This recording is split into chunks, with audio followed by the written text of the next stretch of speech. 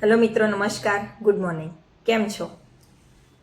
નવા વિડીયો સાથે નવી વાત. મારા દરેક વિડીયોને જોવા બદલ આપનો ખૂબ આભાર.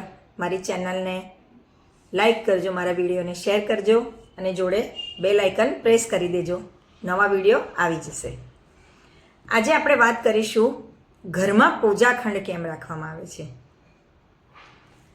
દરેકને ખબર છે મિત્રો કે ભારતીય સંસ્કૃતિ પ્રમાણે દરેક માણસ સવારે નાહી ધોઈને પૂજા કરતો હોય છે પોતાના ઘરમાં, પોતાની શ્રદ્ધા મુજબ, પોતાના ધર્મ મુજબ. માણસ પોતાનું ઘર બહુ સરસ બનાવે છે, આધુનિક વ્યવસ્થા સાથે, પોતાની દરેક જરૂરિયાત મુજબ. અને ભગવાન માટે પણ એક પૂજાનો ઓરડો, પૂજાખંડ બનાવે છે. તો એ કેમ બનાવવાનો મિત્રો? તો એ વિશે હું આજે વાત કરીશ મિત્રો કે આદિમાનવ જ્યારે, આપણે જાણીએ છીએ કે આદિમાનવ એટલે આપણા પહેલાના માણસ, જેનો કોઈ અંત નથી. આદિમાનવ જ્યારે સભ્ય અવસ્થામાં આવ્યો ત્યારે તે નગરમાં વસવા માંડ્યો. જંગલોમાંથી એ લોકોએ નગર તરફ પ્રયાણ કર્યું અને એક કુટુંબ વ્યવસ્થા અપનાવી લીધી. જે એકલો છૂટો છવાયો જંગલી પ્રાણીની જેમ રહેતો હતો માણસ જંગલમાં, એની જગ્યાએ પોતાના માણસોને એકઠા કરીને એક કુટુંબ વ્યવસ્થામાં એ ગયો. અને કુટુંબ વ્યવસ્થા કર્યા પછી એને રહેવા માટે ઘર શોધવાની જરૂર પડી, જે એણે પોતાની વ્યવસ્થા પ્રમાણે બનાવ્યું. લાકડામાંથી, વાંસમાંથી, વોટેવર, એ વખતે જે વ્યવસ્થા હશે એ પ્રમાણે ઘર આવ્યું. એટલે ઘરના જુદા જુદા વિભાગો પડ્યા, જેમ કે બેસવાનો બેઠક ખંડ, સૂવા માટે શયન ખંડ, જમવાનું બનાવવા માટે રસોઈ ઘર, ઓટલો, ઓસરી, નવા ધોવા માટેની એક જગ્યા, એ ઘર બન્યું. બરાબર. પરંતુ આદિકાળથી માનવે એવું જોયું કે એવું કોઈ પરમ તત્વ છે જે નિરંજન છે, નિરાકાર છે, છતાંય સદાકાળ સર્વત્ર હાજરા હજુર છે, જે આપણને આ બધી પ્રેરણા આપી રહ્યું છે.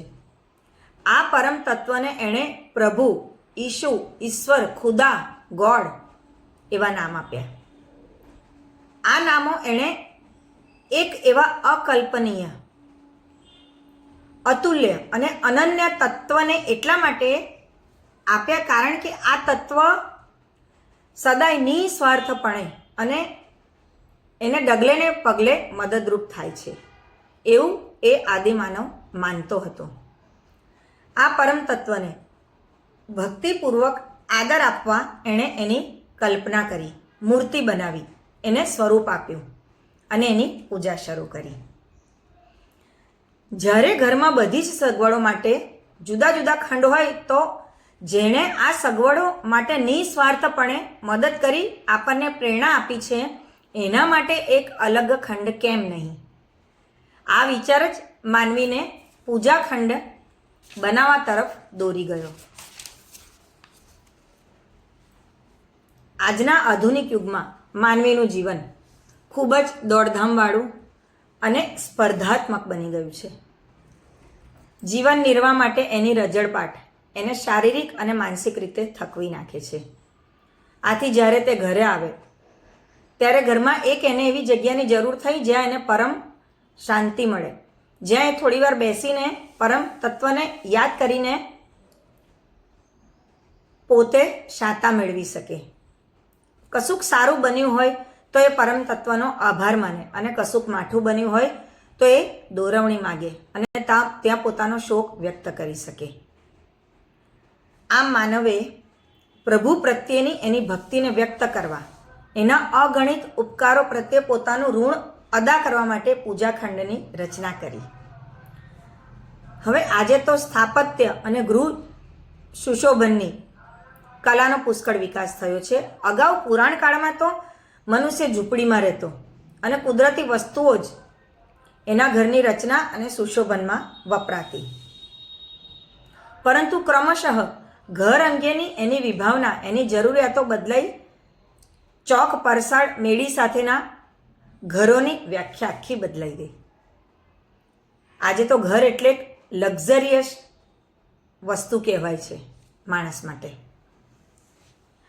આમ વિકાસ થતાં થતાં ધનવાન લોકો મહાલય જેવા ઘરોમાં તો મધ્યમ વર્ગના લોકો ફ્લેટમાં રહેવા માંડ્યા.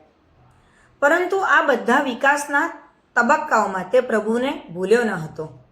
આવા ઘણા ઘરોના સમૂહ વચ્ચે માણસે મંદિરની રચના તો કરી, પરંતુ સાથે સાથે પોતાના ઘરના એક સુંદર ખૂણામાં અથવા એક સારી પવિત્ર જગ્યાએ પૂર્વ સ્થાનમાં, ઉત્તર સ્થાનમાં, ઈશાન ખૂણામાં જે પ્રમાણે વર્ણવ્યું છે મંદિરની રચના કરવી, મંદિર બેસાડવું અથવા એક સુંદર ગોખ બનાવી એમાં પ્રભુની છબી કે મૂર્તિની સ્થાપના કરવી, એવા પોતાના ભાવભક્તિ સાથે મનુષ્ય પૂજાખંડની રચના કરી. હવે વાસ્તુશાસ્ત્રની શોધ બાદ ઘરમાં પૂજાખંડ હોવો જોઈએ એવી માન્યતા પ્રબળ બની. જે લોકોએ વાસ્તુશાસ્ત્ર પ્રમાણે ઘર બનાવ્યા એમણે પ્રભુ માટેનો અલગ ખંડ ઘરના માલિકની જન્મ કુંડળી મુજબ દિશા નક્કી કરીને પણ બનાવે છે. જ્યારે આપણે ધન દોલત ખર્ચીને ઘર બનાવીએ મિત્રો, ત્યારે એ ધન દોલત મેળવવામાં જેમના આશીર્વાદ છે એ ઈષ્ટદેવને શા માટે ભૂલવા જોઈએ? એમના માટે અલગ ખંડ અવશ્ય બનાવવો જોઈએ. તો મારી સાથે સહેમત છો ને સૌ? આપણે દરેક જણ એવું ઈચ્છે કે પ્રભુના ઘરને આપણે હંમેશા સ્વચ્છ, સુંદર અને સરસ રાખીશું આપણા ઘરની જેમ, જેથી ઈશ્વરની કૃપા આપણા પર હંમેશા બની રહે. મારા આ વિડીયોમાં જોડાઈ રહેવા બદલ આપનો ખૂબ આભાર. જય શ્રી કૃષ્ણ. ફરી મળીશું.